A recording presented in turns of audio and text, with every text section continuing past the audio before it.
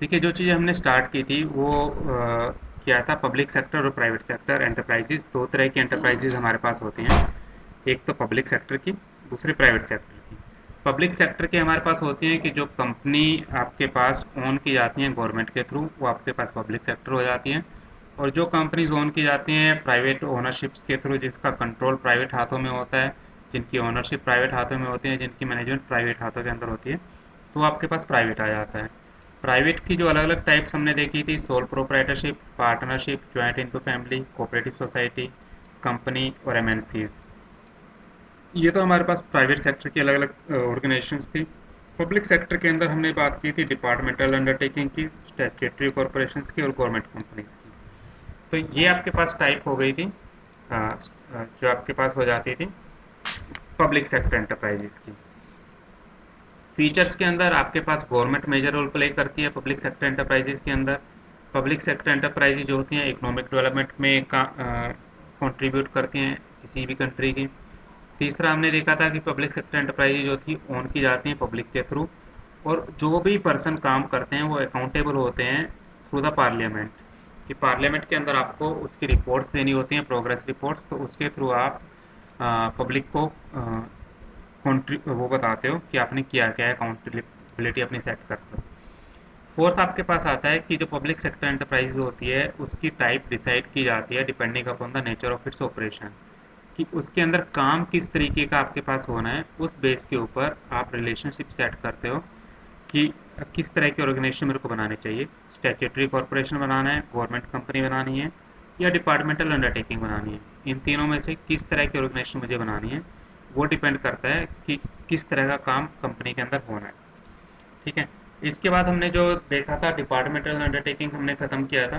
फटाफट से एक बार बता देता हूँ कि डिपार्टमेंटल अंडरटेकिंग आपके पास सबसे पुराना फॉर्म ऑफ ऑर्गेनाइजेशन है पब्लिक एंटरप्राइजेज के अंदर। इसके अंदर आपके पास डिपार्टमेंट जो हैं वो बना दिए जाते हैं। गवर्नमेंट की जितने भी एक्टिविटीज़ की जाती हैं, जो भी फंक्शंस परफॉर्म किए जाते हैं, वो फंक्शन परफॉर्म किए जाते हैं डिपार्टमेंट्स के थ्रू। कोई भी डिपार्टमेंट उस पर्टिकुलर मिनिस्ट्री के अंडर आएगा, जो मिनिस्ट्री इसके लिए सेट की जाती है। जितने भी एम्प्लॉयज़ होंगे वो सारे के सारे एम्प्लॉयज़ जो एम्प्लॉय किए जाएंगे वो गवर्नमेंट एम्प्लॉयज़ आपके पास होंगे। तो इसके अंदर आपके पास इंडिपेंडेंट इंस्टीट्यूशंस नहीं होता है, इन सबको लीगल बाय लीगल आपके पास बाइंड किया जाता है गवर्नमेंट के थ्रू।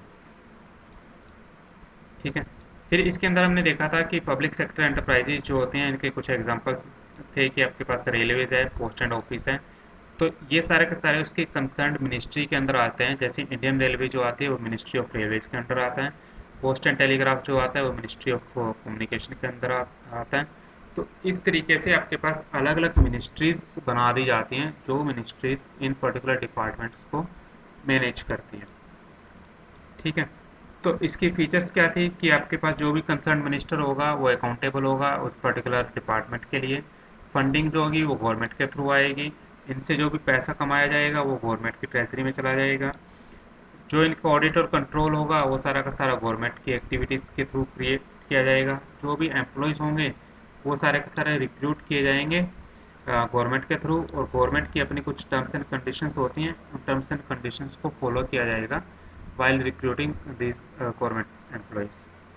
ठीक है। उनको क्या पेंशन देनी है, कितने साल की सर्विस होगी, वो सारी की सारी चीज़ें आपके पास कैलकुलेट की जाती हैं इस चीज़ के अंदर। इन चीज़ों की कुछ मेरिट्स थी, कुछ डिमेरिट्स थी।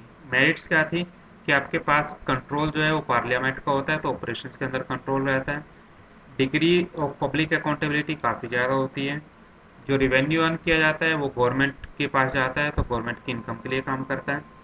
नेशनल सिक्योरिटी की जो चीज़ें होती हैं, जैसे पुलिस एंड आर्मी आपके पास होती है, वो मैनेज गवर्नमेंट के थ्रू की जाती है, ताकि किसी तरह की कोई धांधली ना की जा सके नेशनल सिक्योरिटी के टर्म्स के अंदर।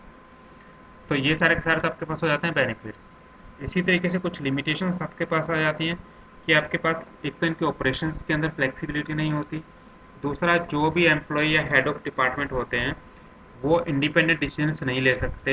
उनको पहले अप्रूवल्स लेनी होती हैं अपने कंसर्न मिनिस्ट्री से, उसके बाद ही वो कुछ डिसीजंस ले सकते हैं। तो जो नई अपॉर्चुनिटीज़ आ रही होती हैं वो नई अपॉर्चुनिटीज़ ये लोग ग्रैब नहीं कर पाते, क्योंकि उनको बहुत सारे अप्रूवल्स जो होते हैं वो लेने पड़ जाते हैं। तीसरा, आपके पास जो है वो आता है कि आपके पास ब्यूरोक्रेट्स इसके अंदर जो होते हैं वो कॉन्शियस होते हैं और अप्रूवल्स देने में बहुत ज़्यादा हिचकिचाते हैं, क्योंकि यदि कोई भी गलत काम हो जाता है तो उनके ऊपर सारी इन्फॉर्मेशन, सारी जिम्मेदारी उनको लेनी पड़ती है। तो इसलिए जो भी कंसर्न्ड आपके पास मिनिस्ट्री होता है, वो कंसर्न मिनिस्ट्री आपका अप्रूवल्स ही नहीं देता नए काम करने के लिए। रेड टेपिज्म, आपके पास की काम को डिले किया जाता है, अननेसेसरी डिलेज होते हैं, तो उसकी वजह से आपके पास डिले चलता रहता है और काम नहीं होते हैं। पॉलिटिकल इंटरफेरेंस की जो भी मिनिस्टर होता है वो इस डिपार्टमेंट के काम में बहुत ज़्यादा इंटरफेरेंस करता रहता है। और कंज्यूमर की नीड्स का ज़्यादा ध्यान नहीं रखा जाता, क्योंकि उनको पता है कि कंज्यूमर ने कहीं नहीं जाना, कंज्यूमर को थक हार करके वापस इनके पास ही आना है, क्योंकि उस तरह की फैसिलिटी कोई और देगा नहीं। तो कंज्यूमर की नीड्स को बहुत ज़्यादा प्रायोरिटी दी नहीं जाती। इसी वजह से आजकल लोग प्राइवेट सेक्टर की तरफ ज़्यादा जाते हैं, पब्लिक सेक्टर की तरफ कम जाते हैं। ठीक है, अब सेकंड जो आज हमें करना था, सेकंड हमारे पास आ जाता है स्टैट्यूटरी कॉरपोरेशन। कि स्टैट्यूटरी कॉरपोरेशन होता क्या है, उसकी क्या फीचर्स हैं, क्या मेरिट्स हैं और क्या लिमिटेशंस हमारे पास हो जाती हैं। तो सबसे पहले तो बात करो कि स्टैट्यूटरी कॉरपोरेशन होता क्या है। स्टैट्यूटरी कॉरपोरेशन आपके पास वो ऐसी कंपनी होती है जो कि एग्जिस्टेंस में आती है through a special act.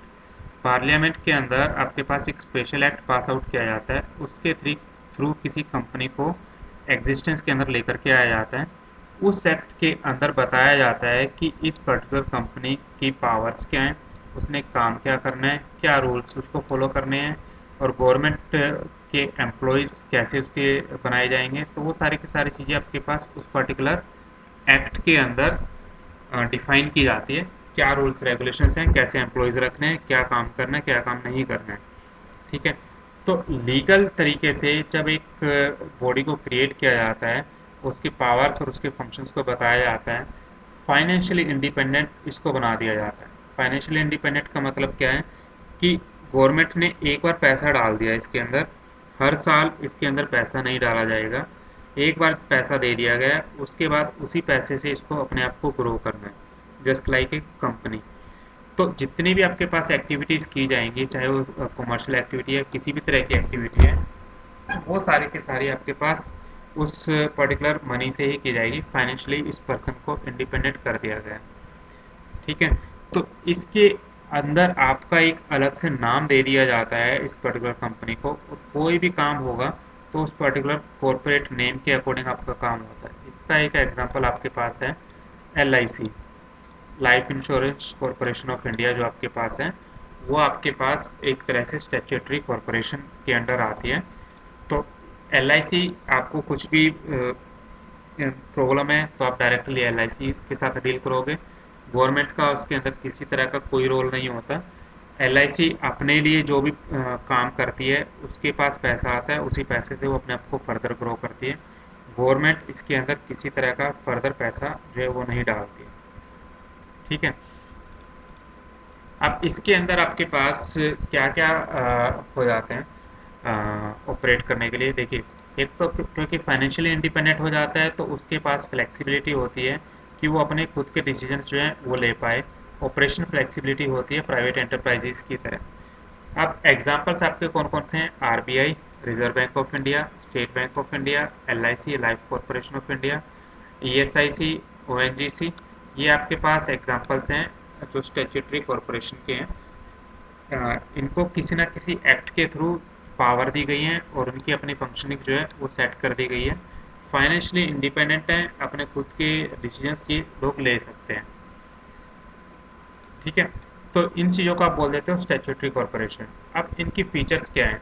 Features के अंदर सबसे पहले तो, क्योंकि हमें ये पता ही है कि आपके पास कोई ना कोई एक्ट जो है वो एक्ट पास आउट किया जाएगा पार्लियामेंट के अंदर, और उस एक्ट के अंदर सारे के सारे प्रोविजंस डाले जाएंगे जिसके अंदर इसका ऑब्जेक्टिव क्या है, इसकी पावर क्या है, इसकी प्रिविलेजेस क्या है, वो सारी की सारी चीज़ें बताई जाती हैं कि आपका ये ऑर्गेनाइजेशन जो सेट की गई है वो क्यों की गई है, उसका ऑब्जेक्टिव क्या था, इसको क्या क्या पावर्स हैं।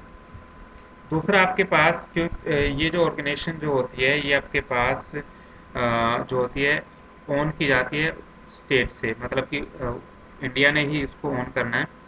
गवर्नमेंट इसके पास इसकी फाइनेंशियल रिस्पॉन्सिबिलिटी रहती है कि वो एक बार फाइनेंस इसको प्रोवाइड करवाएगी, एंड जो भी इसके प्रॉफिट्स आते हैं उन प्रॉफिट्स को ये ले भी सकती है, पर एक तरीके से आपके पास फाइनेंशियली इंडिपेंडेंट होती है। तो यदि प्रॉफिट्स लेती है तो उसको उसके पर्टिकुलर लॉस जो होते हैं वो लॉस भी बियर करने पड़ते हैं। स्टैट्यूटरी कॉर्पोरेशन आपके पास क्या होता है कि ये एक अलग से बॉडी बना दी जाती है। यदि LIC है, LIC से किसी को कोई दिक्कत है तो हम डायरेक्टली LIC के ऊपर केस कर सकते हैं, ना कि हम किसी डिपार्टमेंट या किसी मिनिस्टर को ढूंढेंगे। LIC आपके पास एक अलग से इंडिपेंडेंट बॉडी हो जाती है, तो उस बॉडी को आप सू कर सकते हो, और LIC भी किसी के ऊपर केस करना चाहे तो वो केस कर सकती है। तो दोनों ही चीज़ें आपके पास हैं, जैसा कि हमने कंपनी के केस के अंदर देखा था कि एक इंडिपेंडेंट लीगल एंटिटी बन जाती है, और वो लीगल एंटिटी किसी दूसरे पर्सन के ऊपर भी केस कर सकती है और कोई पर्सन उस के ऊपर भी केस कर सकता है। दोनों ही चीज़ें आपके पास आ जाती हैं। इस तरह की जो एंटरप्राइजेज बनाई जाती हैं वो एंटरप्राइजेज फाइनेंशियली इंडिपेंडेंट होती हैं। वो अपना फाइनेंस जो है बोरो करके जो है अरेंज कर सकती हैं। वो बोरो गवर्नमेंट से करें या पब्लिक से करें, वो उनकी मर्जी होती है कि पब्लिक के थ्रू वो शेयर्स इशू करें और उसके थ्रू अपने फाइनेंस अरेंज करें, या अपने गुड्स एंड सर्विसेज सेल करे, कुछ भी करे, पर वो फाइनेंस अपने आप से अरेंज कर सकती है। स्टैट्यूटरी कॉर्पोरेशन जो होता है कि उसका जो अकाउंटिंग और जो ऑडिट होता है वो उस पर्टिकुलर कंपनी का ही होता है। गवर्नमेंट का इसके अंदर कोई रोल नहीं होता। कोई भी गवर्नमेंट डिपार्टमेंट जो होगा वो ऑडिट वगैरह नहीं करेगा इसका, ठीक है। तो इसके अंदर आपके पास क्योंकि सेंटर से बजट एलोकेट नहीं किया जाता हर साल, तो इस वजह से गवर्नमेंट इसका ऑडिट भी नहीं कर सकती है, क्योंकि फाइनेंशियली इंडिपेंडेंट होता है, अपने आप के फाइनेंशियली डिसीजन जो होते हैं वो लेता है। तो इसका ऑडिट जो होता है वो पर्टिकुलर कंपनी ही करवाती है अपने आप से, गवर्नमेंट नहीं करवाती है। इस तरह के एंटरप्राइजेस के अंदर जो भी एम्प्लॉयज़ होंगे वो एम्प्लॉयज़ ये कंपनी खुद हायर करती हैं। वो एम्प्लॉयज़ गवर्नमेंट के एम्प्लॉयज़ नहीं होते हैं और गवर्नमेंट के थ्रू मैनेज नहीं किए जाते हैं। जो भी एम्प्लॉय आपके पास LIC, RBI, ONGC इन कंपनीज के अंदर होगा वो आपके गवर्नमेंट एम्प्लॉयज़ नहीं होंगे। वो employees just like normal employees hire किए जाते हैं अलग अलग जगह से, ठीक है। इसकी मेरिट्स क्या हो जाती हैं कि क्यों हमारे पास स्टैट्यूटरी कॉर्पोरेशन जो है वो एग्जिस्टेंस के अंदर आए थे। एक तो आपके पास इंडिपेंडेंट फंक्शनिंग हो जाते हैं, गवर्नमेंट का कोई कंट्रोल नहीं होता। ऑपरेशंस जो होते हैं वो फ्लेक्सिबल होते हैं, वो इंडिपेंडेंट डिसीजंस जो हैं वो ले सकते हैं। दूसरा, इसके जो भी फाइनेंशियल मैटर होता है, फाइनेंशियल मैटर के अंदर गवर्नमेंट जो होती है वो इंटरफेयर नहीं करती है। ये अपने फंड्स को ऑर्गेनाइज कर सकते हैं और उनको मैनेज कर सकते हैं कि कहाँ से इनकम आएगी और कहाँ इनको स्पेंड करना है। तीसरा आपके पास होता है कि ये अपनी खुद की पॉलिसीज और प्रोसीजर जो होते हैं वो बना सकते हैं। गवर्नमेंट का कोई इसके अंदर रोल नहीं होता है इनकी पॉलिसीज बनाने के अंदर। तो ये किसी भी तरह की मार्केट के अंदर कोई अपॉर्चुनिटी आ रही है तो वो अपॉर्चुनिटी ये ग्रैब कर सकते हैं, क्योंकि डिसीजन मेकिंग जो होती है वो एक इंडिपेंडेंट होती है। चौथा, आपके पास इकोनॉमिक डेवलपमेंट के अंदर हेल्प करते हैं कोई भी कंट्री होगा, क्योंकि सेल परचेज या सर्विसेज वगैरह, services of sale of good and services आपके पास आ जाता है। तो किसी भी चीज़ से आपको रिवेन्यू जनरेट हो रहा है तो वो रिवेन्यू जनरेट आपके पास इकोनॉमिक डेवलपमेंट के अंदर काम देता है। तो आपके पास एक तो पैसा जनरेट होता है, दूसरा आपकी एम्प्लॉयमेंट जनरेट होती है इस तरह की ऑर्गेनाइजेशंस के थ्रू। तो ये तो आपके पास हो गए कि आपके मेरिट्स क्या होती हैं। डीमेरिट्स आपकी लगभग जो डिपार्टमेंट की थी वही आपके पास डीमेरिट्स हो जाती हैं कि एक तो आपके पास क्योंकि गवर्नमेंट इसके अंदर काम कर रही होती है तो वो अपनी ऑपरेशनल फ्लेक्सिबिलिटी जो होती है वो एंजॉय नहीं कर पाती, उसके ऊपर रूल्स एंड रेगुलेशन सेट कर दिए जाते हैं थ्रू द पार्लियामेंट। दूसरा कि गवर्नमेंट और पॉलिटिकल इंटरफेरेंस इनके काम पे रहता ही रहता है, क्योंकि अब ये किसी मिनिस्टर का या किसी भी जो हाई अथॉरिटी है गवर्नमेंट के अंदर उसका फ़ोन आता है तो उनको वो काम करने ही करने पड़ते हैं। तीसरा, आपके पास क्योंकि पब्लिक चीज़ें के साथ डील करनी होती है तो करप्शन आपका बहुत ज़्यादा होता है इस तरह की जगह के ऊपर। चौथा, आपके पास होता है कि आपके पास गवर्नमेंट जो होती है वो अपने खुद के कुछ एडवाइज़र जो होते हैं वो अपॉइंट कर देती है इनके बोर्ड्स के अंदर, तो इनको पूरे तरीके की फ्रीडम जो होती है वो पूरे तरीके से फ्रीडम नहीं मिल पाती है अपने डिसीजंस लेने के लिए। ठीक है, तो आज के लिए जो हमें करना था